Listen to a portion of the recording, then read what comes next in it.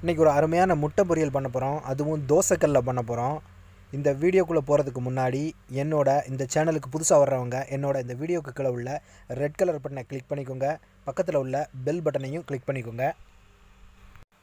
இந்த முட்டை பொரியல் பண்ணுறதுக்கு நான் ஒரு 3 முட்டை எடுத்துருக்கிறேன். அடுத்து பார்த்திங்கன்னா அதுக்கு தேவையான சின்ன வெங்காயம் ஒரு 100 கிராம் எடுத்துருக்கிறேன்.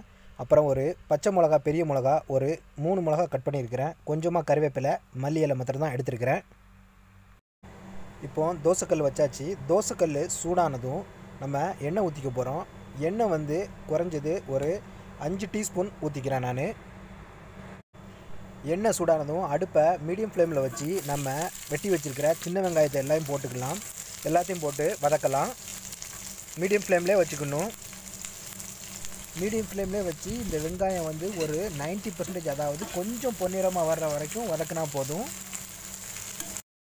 அடுத்து இந்த வெங்காயம் வதங்கிக்கிட்டு இருக்கும்போதே எல்லாம் சேர்க்க போகிறோம். நம்ம இப்போ அந்த பச்சை மிளகாயை சேர்த்துக்கிறோம். வெட்டி வச்சுருக்க அந்த பச்சை மிளகாயை சேர்த்துக்கிறோம். இதோட அடுத்து பச்சை மிளகாய் சேர்த்து வதக்கிட்டு இருக்கும்போதே கொஞ்சமாக கருவேப்பிலை சேர்த்துக்கிறோம். அந்த கருவேப்பிலையை இப்போது தேவையான அளவு உப்பு சேர்த்துக்கலாம். நம்ம கொஞ்சமாக இந்த அளவுக்கு, ரொம்ப சேர்த்துடக்கூடாது. அடுத்து நான் இந்த ஸ்பூனுக்கு ஒரு ஸ்பூனு ஜீரகத்தூள் சேர்த்துக்கிறேன். நீங்கள் முழு ஜீரகம் இருந்தாலும் போடலாம், நல்லாயிருக்கும். நான் ஜீரகத்தூள் சேர்த்துக்கிறேன். இப்போ நீங்கள் இதை பார்த்தீங்கன்னாவே தெரியும் எந்த அளவுக்கு வதங்கிட்டு வருதுன்னு. வெங்காயம்லாம் ஓரளவுக்கு நல்லா வதங்கிருச்சு. இந்த அளவுக்கு அழகாக வதக்கிக்கணும் எல்லாத்தையுமே.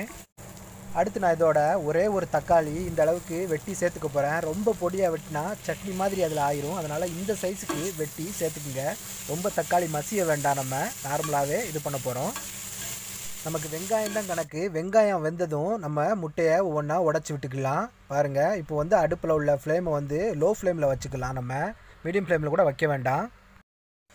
இப்போது இது போல் எல்லா முட்டையும் ஒன்று ஒன்றா உடச்சி விட்டு நம்ம கிண்ட போகிறோம். ஆனால் அதுக்கு முன்னாடி அடுப்பை லோ ஃப்ளேமில் தான் வச்சுருக்கணும்.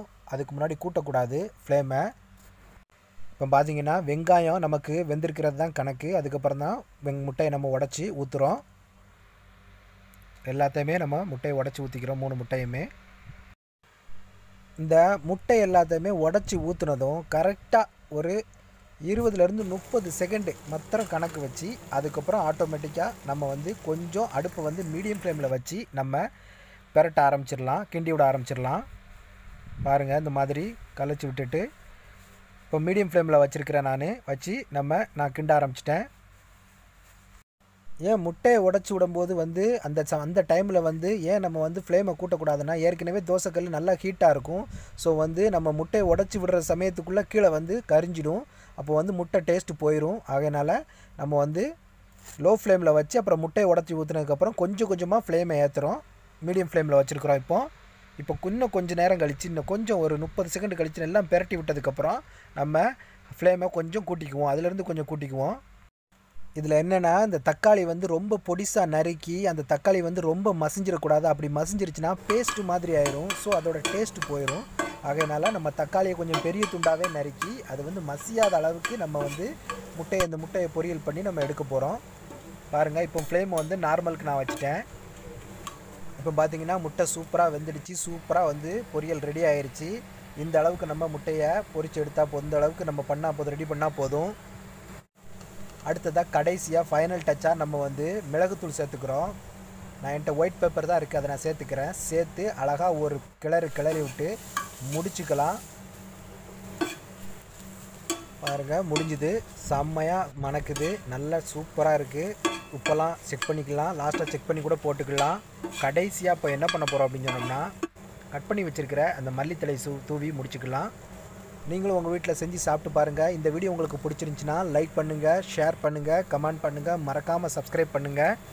மீண்டும் SMS ஃபுட் மாஸ்டரோட அடுத்த ஒரு சுவாரஸ்யமான வீடியோவில் நான் உங்களை சந்திக்கிறேன். நன்றி.